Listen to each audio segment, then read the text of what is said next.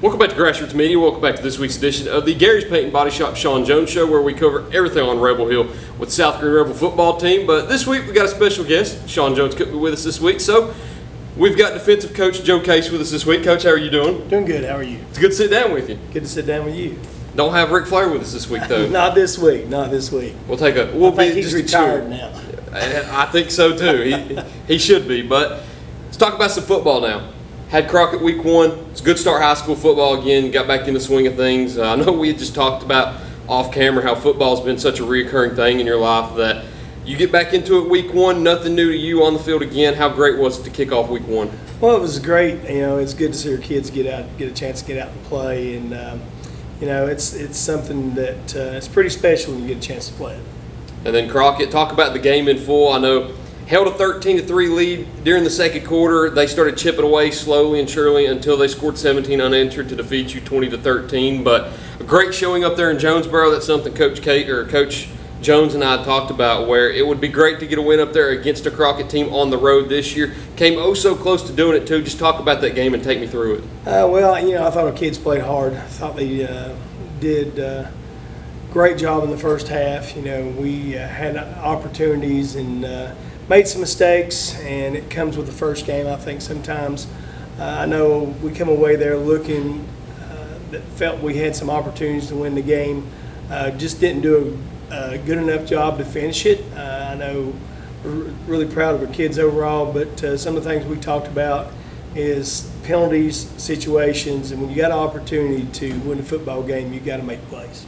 Talk about the defense a little bit also. How proud were you to hold Crockett to only 20 points? I know last year you beat them by a wider margin than they beat you, but you also allowed them to score a lot more last year. So it seems like comparing game 1 last year to game 1 this year against the same opponent, you go on the road to do it in their house and allow them to less points after losing a few key players on defense too. How happy were you in their defensive performance? Well, I wasn't happy we lost, but you know, I thought we did some good things defensively the other night. I felt that you know, we gave up some plays, but we ended up finishing, got turnover on downs, got a fumble down on the goal line, stopped scoring drive, and felt like we gave some opportunities for us to have a chance to win.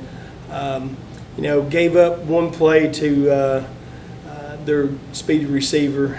I think the Dunn kid, he just made a play, and you know, one-on-ones, a lot of times guys like that got track speed, can make plays, and they did a good job getting the ball, and that was my fault. We've been doubling quite a bit for the whole night, and just felt they were running the ball a little bit on us, and I brought some other guys in the box, and they just picked the opportune time to do that, which was kudos for them. It was a good job, and just made a play, and you know, it just something that happens sometimes. So that was on me, but you know, we had a turnover, and we held them to had a turnover on the plus 50, and we held them to 3 points on that. I was pretty pleased with that. But, you know, all in all, played fairly well, I think, but, you know, felt we should have came away with the victory the other night, but that's kind of why you play the game. Proud of our kids going up against a 5A opponent and doing well. Just came up a little short. I want to ask you about the offense a little bit too, even though you're a defensive coach. Also, do you prefer defensive coach or defensive coordinator? I just prefer coach. Just coach. I'm just a coach and doing what I've done for going in my 30th year here. But, you know, I just prefer coach and try to help where I can. Talk about the offense a little bit too. I know Nash Rader led the team with 154 rushing yards and had a touchdown on the ground. He had a great night. Jacob Susong leading the team once again. He had a great night managing the game well and controlling everything. But talk about the offense and how it kind of flowed throughout the game. Well, I thought you know, Coach Burns seemed really pleased the first couple of series with some things. I think one thing that got us, you know, one thing that we're not really used to is our depth right now. And Coach Jones, you heard Coach Jones talk about that, I think, in the first show. Depth is something that we're working on. We got to get some guys some breaks. As Coach Smith used to say, a guy I coached with for many years, and he'd say sometimes you got to try to find some kids and hide them and get them to where they can play. And we're working to get our kids to where they can play instead of hiding them. So that's something we got to do a better job of, especially me as a defensive coach. We've got to get our kids some breaks because 5A school, 2A school, we're playing guys both ways, and we kind of got wore down in the second half, and I think that was their advantage, and they took advantage of it. Got wore down in the second half, though. But the good news is you go into a bye week this week. I know it's always a little odd going into a bye week in week 2. If you're banged up a little bit, you've got time to rest some players too going into week 3 with that game against Cumberland Gap, which opens up region play. But we'll talk about that in just a minute, though. We need to go ahead and take a break first. So we'll go ahead and get a few sponsors on the screen, and we'll talk about that in just a minute here on Grassroots Media. At Corner Pond, the friendly and knowledgeable staff has the experience necessary to help you out regardless the need. Have an item of value you'd like to pawn or sell? Corner Pond can help. They pawn numerous items of value, including firearms, tools, ammunition, silver, coins, and much more. When you walk through their doors, you'll find well-stocked shelves full of electronics, gaming systems, fishing and hunting equipment, car audio and accessories. And don't forget about the room full of guitars and basses and amplifiers, or their outside lawn and garden equipment. Corner Pond is a case knife dealer and carries numerous used knives as well. Stop by and let the friendly staff at Corner Pond help you today at 432 East Bernard Avenue, Greenville, Tennessee. For more than 30 years, Tommy's Plumbing has served customers in East Tennessee with licensed and professional plumbing services. From installing your new faucet to replacing your existing piping system, our team at Tommy's Plumbing is trained to handle the job with professionalism, attention to detail, and integrity. By offering warranties on most products installed by our technicians, Tommy's Plumbing stands behind our work, ensuring that your plumbing needs are not only met, but that your problem is solved for the long term. When you need reliable and professional plumbing service, Tommy's is the only call to make. So give us a call today and let us show you the Tommy's difference.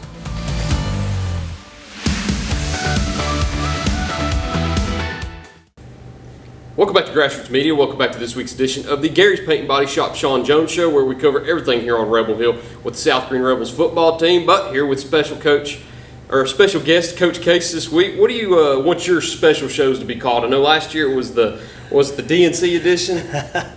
Just call it the Coach's Show. Just the Coach's Show. Yeah, Coach's Show will be fine. We got to come up with a clever name though. You got any just off the top of your head? Not off the top of my head. Probably don't need to say what I'm probably thinking, but I just kind of been around a long time.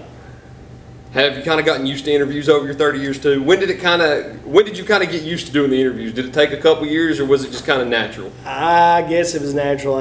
Being a head coach for a little bit and fortunately been around some great coaches. Got to watch some things through the years. The people that I coached with. Coach Sarles. Coached with him. Don Woods, coached with him several years, and Mac Lambert, people like that, coaches that really are legends in the sport, and just do a great job. And I always done a great job, and I've been fortunate to be around people like that. Well, you do well in interviews. I'll commend you with that. You do well during interviews. But I want to talk about the bye week coming up. I know there's not usually much to talk about during a bye week. You really can't talk about much, but just practice in a way. But I know some players are banged up. You've got some players that you talked about were worn out in the second half of that game. So it's good to get that bye week going into Cumberland Gap. And I know when you go into a bye week, it gives you a little extra time to prepare on that team if you want to also. So what have you kind of worked on this week so far, halfway through your bye week? One thing, I think we're trying to get healthy. Yeah, absolutely. Our scrimmages, we scrimmaged against Northview, and we were physical and just knocked people around and played really well in a lot of areas. Still had a lot of room for improvement, but and then Gatlinburg-Pittman. If you've watched that scrimmage, we were knocking people around and just good flying to the football, good stuff, and blocking people, and it was great stuff. And we got a few people banged up a little bit here and there, and we want to get back to what we were like there in those scrimmages and really getting physical and get people healthy. I think, I know if we can get people healthy and build a little depth in some areas, I think we could be really a really good football team. And just got to get our kids to believe and do the things and play football like I've known, even when I was in college, how physical football has been on Rebel Hill for many, many years. And that's something we need to get back to, and doing things we need to make that known. And one thing people in the past have always said, even when I coached an opposing team and brought them here, you were going to get what you got at Rebel Hill, and that was physical football and never give up, and that's what we want to be. It's still the same to this day too. But do you kind of prepare on Cumberland Gap a little bit during the bye week, or do you save that till next week? Well, if you're like me, and if you've been around me as a coach, and I've been around some great coaches and stuff, I'm breaking down film constantly. That's one thing Coach Jones has always said about you. You're always breaking down film the first chance you get. I've watched film quite a bit. I was able to see some stuff. I'm always looking to find stuff, and they're going to be a little bit different this year. They're going to be kind of a more of a spread-like team, but still be able to run it.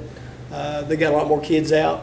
One thing that's different is last year, I thought Coach had always done a great job, just didn't have a whole lot of bodies, was they were disciplined last year and stuff. And they're a little bit different, not saying they're not disciplined, but it's kind of like if you've ever played Jack Rocks, all the older people know what I'm talking about. You just shake them up and you throw them on the floor, and where they land is where they land defensively, and they're coming from all angles. Yeah. And they may not know where they're supposed to be, but they're coming after you. They played Cosby, and Cosby did a great job and scored quite a bit of points on them. And congrats to Cosby on the win there. But we're going to expect Cumberland Gap's best, and the coaches up there, they've been around, and I think some of them have coached in Claiborne in the past, some other areas and stuff. But we expect a good ball game. The number one purpose of next Friday night is it's a conference football game. You got to go 1-0 in a conference. And I know last year we got ourselves on a little bit of it. I wouldn't say an issue, but we got ourselves behind a rock and a hard place last year by losing to Happy Valley. And then you got to go play a tough team up at Hampton, and we end up getting a 3 seed. And we definitely want a home playoff game this year. Our kids deserve it, our community deserves it, and our school deserves it. And this past week we've been through a little bit of a tragedy, and we're praying and thinking of the Morgan family. It's been a tough situation. And our kids have done a really good job this week, and tough on kids, tough on family. But our kids are really resilient and great people. I know one thing too, when tragedy does hit a community too, that gives the team an extra purpose to play for too. They're playing for a purpose bigger than themselves. I know that's something that I had talked about last year going into the season, into that Crockett game, is I think one of the reasons why the Crockett game was such a great emotional victory was you were also fighting for Braxton, and now they've got that edge again this year going into another game where they can kind of play for a bigger purpose when they play Cumberland Gap. Do you think that's kind of going to be a mindset going into next week's game also? Well, I don't know what a 14, 15, 16, 17-year-old kid's thinking. Yeah. But that's got to be tough. And, a lot of times you find a lot of energy in drawing things. We all draw on things differently. But there's one thing I want to say. If there's anybody out there that's having issues or anything, I don't want to speculate or anything, but know that you are loved, and a lot of times we forget what things are really about. Well, Coach, I appreciate you sitting down with me this week. We'll put the interview to rest right there, but you've got the bye week. Rest up, get healthy, going into Cumberland Gap next week. Big region game opening up with. I know region play is always exciting too, but the unfortunate part is you go on the road for it. You don't get to stay at home yet. You won't get a playoff or a home game until what, week 4 this year? Yeah, it's Chucky Doak will be. That'll be a good home be a opener, good one, though. and then we'll go to Union County, and then we'll have the Buffaloes back out here on the hill after that. Going up to Cumberland Gap's always been a tough place to play. Fortunately, I've been on a lot of big wins up there at the Cumberland Gap, just on the other side of Tazewell, if you want to say that. Out there, as an old coach friend of mine would say, LM who, Yeah. over there in LMU. But, it's a tough place to play, and they are excited for what they've got this year. But, we've got a good football team, and I expect good things from us. And I know Coach Jones has been preaching this week about doing things right, and Coach Burns has been doing a great job and focusing. And we've done a lot of little things to help us kind of, focus and try to do things, that we need to do, and focus on doing the little things. And I think that's going to help us. And I think our kids had a good mindset for the most part. It'll be exciting going into that week. I always get excited for region games. They mean a little bit more. Obviously, they better be. Yeah, they mean a little bit more. So it means a little bit more going into those games. It's more exciting to watch as a fan perspective. But Coach, it's all I've got for you this week. Once again, I appreciate you for sitting down with me. Always a pleasure. Appreciate you. Appreciate Grassroots and all the sponsors. Really thank you guys. And if y'all get a chance to support this program and what they're doing at Grassroots, I encourage you to do so. They've done a great job, and they work really hard at it, and they do a great job for our kids and communities. So we really appreciate you. Thank you, Coach. We appreciate that. Thank you all for watching this week's edition of the Gary's Paint and Body Shop Shawn Jones Show featuring Coach Joe Case. We'll see y'all next week here on Grassroots Media.